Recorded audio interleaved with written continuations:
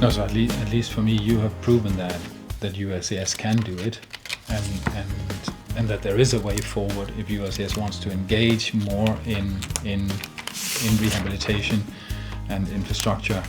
So congratulations, really, it's a deep felt congratulations. I'm very, very surprised, and I must say, I wouldn't have been surprised if you were much more delayed, and seeing where you are today, it's been a big surprise and a very positive one. Thank you.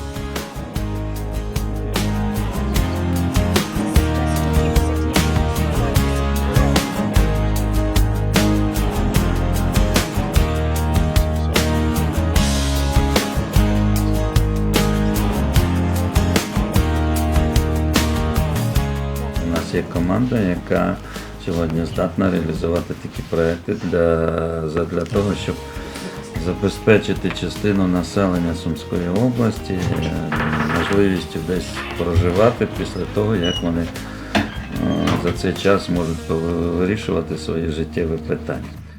Fantastic. Oh, it's good to have.